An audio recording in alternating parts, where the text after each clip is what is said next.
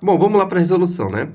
Ó, uma bola é lançada com uma velocidade escala U sob um ângulo de elevação alfa a partir de um ponto no solo situado a uma distância horizontal D de uma parede vertical lisa.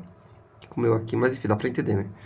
A bola atinge a parede, rebate e cai no solo exatamente no mesmo ponto de onde foi lançada. Sabendo que o coeficiente de restituição do impacto com a parede é E, a condição que governa esse movimento é... Bom, seguinte, vamos lá. A bola vai ser lançada, tá? Bom, ela vai colidir com a parede. Ela vai colidir com a parede e vai retornar, vai rebater, fazendo essa trajetória aqui. E vai cair no mesmo ponto de onde foi lançada, tá? Então ela vem, quica, e vai fazer essa trajetória aqui. Vamos lá. Ela tem que bater antes de alcançar a altura máxima. Eu vou comentar isso. Daqui a pouco eu falo... durante a resolução, né? Vai ficar mais claro o porquê disso.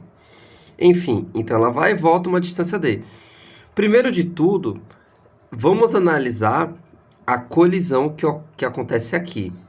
Beleza? Bom, a gente vai decompor as velocidades, né? Padrão. Então, aqui eu vou ter o cosseno alfa. Por enquanto eu vou analisar isso aqui, apenas isso aqui, tá? Deixa eu dar um zoom aqui. Aí é o seguinte. Quando ela colidir, ela vai receber uma força de contato da parede, tá certo? Ela vai receber uma força externa de contato. Bom, como a parede é lisa, então o momento linear ele é alterado apenas na horizontal, porque no ponto aqui no impacto, só existe força externa na horizontal. Se houvesse atrito, né? Então haveria uma mudança no momento linear na vertical, tá certo? Bom, então a colisão ela só afeta o movimento horizontal, tá? Aí é o seguinte,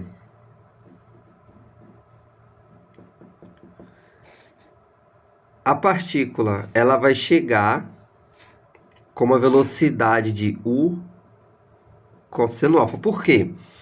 Durante toda a trajetória, a velocidade horizontal ela não se altera, né? Em um lançamento oblíquo padrão, onde só tem aceleração na gravidade na vertical.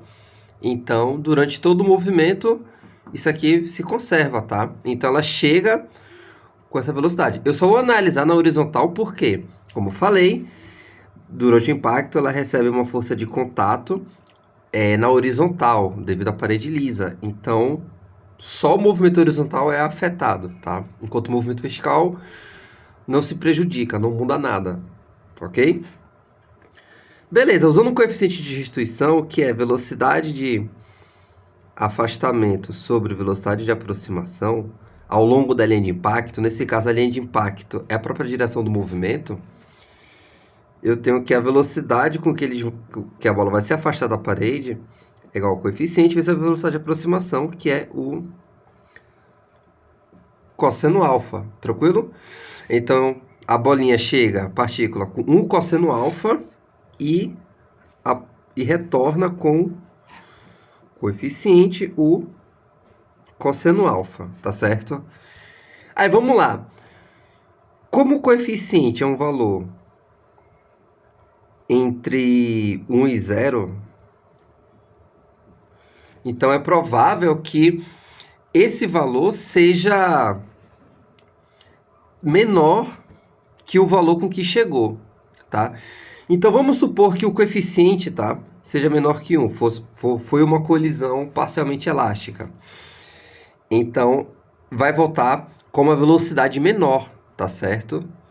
Portanto, se fosse no ponto de altura máxima, deixa eu fazer aqui um esboço. Se fosse no ponto de altura máxima, tá? Ela ia retornar com uma velocidade menor e iria cair em um ponto anterior, ou seja, não ia satisfazer a condição de cair no mesmo ponto, beleza? Enfim, retornando aqui. Então é o seguinte, ela vai retornar com essa velocidade, tá? E a gente pode tratar aqui como um movimento horizontal. Veja só, um lançamento horizontal. Quer ver? Eu vou usar o tempo como referência. Qual é o tempo que ela vai e volta? Desprezando o tempo, né, da colisão ali. Então, primeiro ela tem que ir. Então, ela tem que... Olhando só o movimento horizontal. Ela tem que percorrer a distância D com essa velocidade. Vai bater. E tem que retornar essa mesma distância D, agora com essa velocidade constante, tá? Então, o intervalo de tempo total aí vai ser o tempo para chegar na parede, ou seja, D sobre o cosseno alfa, mais o tempo de retorno, que vai ser a mesma distância, já que ele volta para o mesmo ponto, sobre coeficiente U cosseno alfa. Tranquilo? Então, por enquanto, eu calculo assim o tempo, tá? Agora, esse é o mesmo tempo que a partícula sobe e desce, tá? Como eu falei, o movimento vertical não é alterado na colisão, porque só tem força na horizontal. Então, para o movimento vertical, nada muda, beleza? Então, pelo princípio de Galileu, independência dos movimentos, esse movimento é independente desse. O único ponto em comum dos dois é o quê? O tempo, né? O intervalo de tempo do movimento. Por isso que a gente decompõe aqui, né? Esse é o princípio básico de lançamento oblíquo. Tá? Então, vamos lá. Então, eu vou calcular o tempo de subida e descida, que é o padrão de um lançamento oblíquo, ignorando, tá, que houve uma colisão, porque não afeta. E como é que a gente calcula esse tempo? É o seguinte, né?